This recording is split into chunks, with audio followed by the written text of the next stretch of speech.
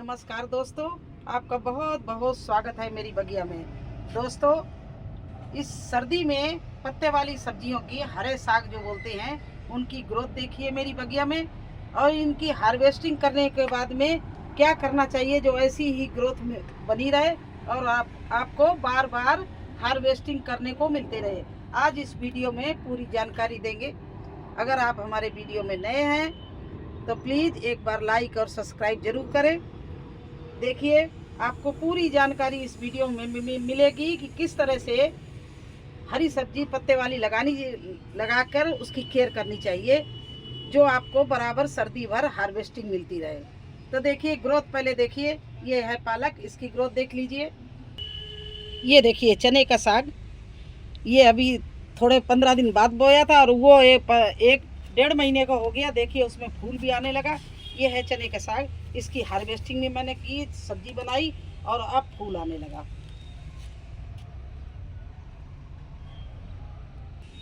ये देखिए धनिया, ये हमारे 20 दिन की धनिया है, इस तरह से निकली और कैसी अच्छी चल रही है। अभी आपको धनिया दिखाएंगे जो हार्वेस्टिंग के लिए खड़ी है। ये देखिए धनिया हमारी बिल्कुल हार्वेस्टिंग के लिए खड़ी है। इससे हार्वेस्ट करूंगी और इसके बाद में इसमें क्या करूंगी वो भी आपको दिखाऊंगी। और ये देखिए अभी पालक बोई है, ये भी अच्छी से चल रही है। अभी ये हार्वेस्टिंग के काबिल नहीं है, ये 10 दिन बाद हार्वेस्टिंग के काबिल मिलेगी।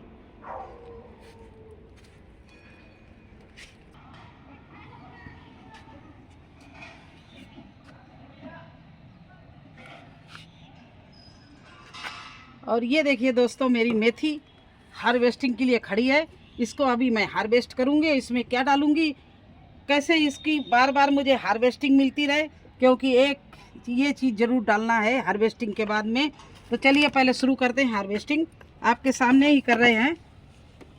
ये देखिए इस तरह से मैंने 5-6 इंच छोड़कर इस मेथी की मैं हार्वेस्टिंग कर रही हूँ। जब पूरी हार्वेस्टिंग कर लूँगी तो आपको दिखाऊंगी, इसमें टाइम लग जाएगा। और ये देखिए दोस्तों, हमने आधी क्यारी की हार्वेस्टिंग कर ली है और ये देखिए मेरी टोकरी भर गई है। एक बार में इतनी बनती है उतनी ले ली। अब ये दूसरे दिन करेंगे। और हार्वेस्टिंग ज़रूर करनी चाहिए, ज़्यादा बड़ी हो गई फूलने लगी तो मेथी बेकार हो जाती है।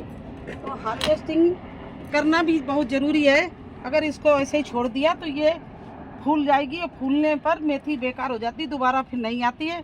इसलिए इसको इतनी दूरी से हार्वेस्टिंग कर लेते हैं।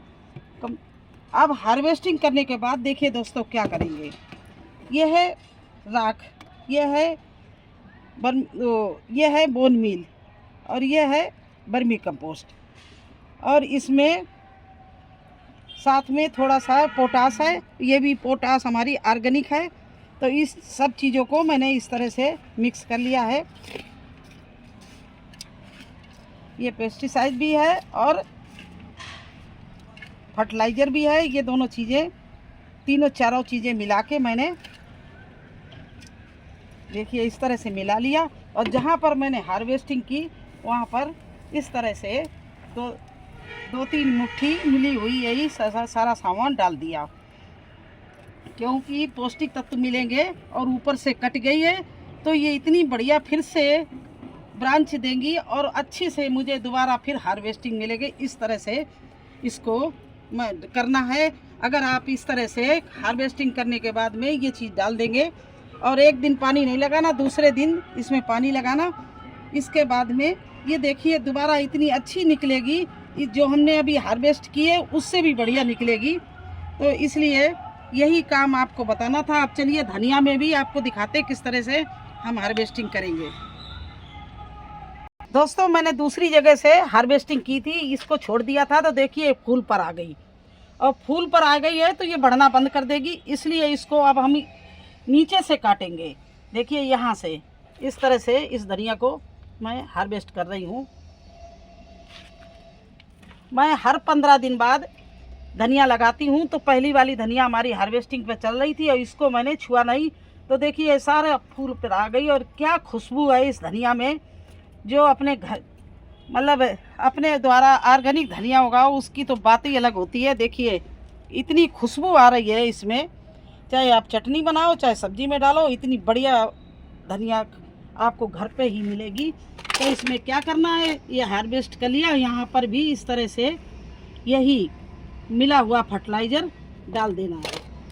ये फर्टिलाइज़र इसलिए डालते हैं कि इसमें पौष्टिक तत्व मिल जाए, और कटिंग भी हो गई है। जब पानी इस पर पड़ेगा तो ये बहुत अच्छे से फिर से धनिया मिलेगी आपको हार्वेस्टिंग के लिए। तो यही सब आपको बताना है, आपको जानकारी है या नहीं। अगर जानकारी है तो बहुत अच्छी बात, नहीं है तो आपको इसीलिए मैंने करके दिखाया है कि किस तरह से हार्वेस्टिंग करने के बाद हरे साग में आपको पौष्टिक तत्व देना है, जो आपका बराबर इसी तरह से चलता रहे। दोस्तों हरी धनिया मैंने पहले यहाँ से स्टार्टिंग की थी, इसको हम रोज़ हार्वेस्टिंग करते थे, और अब जो एक दो बची है वो देखो कितने बढ़िया फूल खिले हैं। तो इसीलिए कहते हैं कि हर 15-20 दिन बाद आप धनिया बोते रहो। इसको बोया, इसकी पूरी हार्वेस्टिंग हो गई, अब उसमें आज स्टार्ट किया, उसकी हार्वेस्टिंग करेंगे। और देखिए इसके बाद में ये धनिया देखिए 20 दिन की है, ये बोदी, और जब ये भी ख़त्म हो जाएगी तो इधर देखिए दूसरी तरफ ये धनिया बोदी कि जब तक ये हार्वेस्टिंग सब हो जाएंगी तब तक ये धनिया हमारी तैयार हो जाएगी। देखिए लाइन से बोई थी, कितनी अच्छी लाइन से धनिया हमारी निकली है, देखिए। और इसके बाद में मैं अभी शांत नहीं बैठूंगी, ये देखिए इधर ही कल ही मैंने धनिया बोई है, अभी उसका जर्मिनेशन हो गया, इसका 8 दिन में जर्मिनेशन हो जाएगा। देखिए 1-2 जर्मिनेशन के लिए दाने निकल रहे हैं, तो ये 8 दिन बाद, ये कम से कम सारी धनिया 8 दिन बाद निकल आएगी।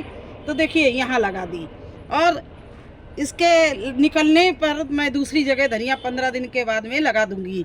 तो ये मैं ऐसे सिलसिला अप्रैल तक करती रहूँगी। एक धनिया जैसे हमारी हार्वेस्टिंग के लिए होगी, दूसरी जर्मिनेशन के लिए होगी, और तीसरी हम बो देंगे। तो आप लोगों को बार बार बता रहे हैं कि इसी तरह से आप लोग सब्जी लगाते रहें।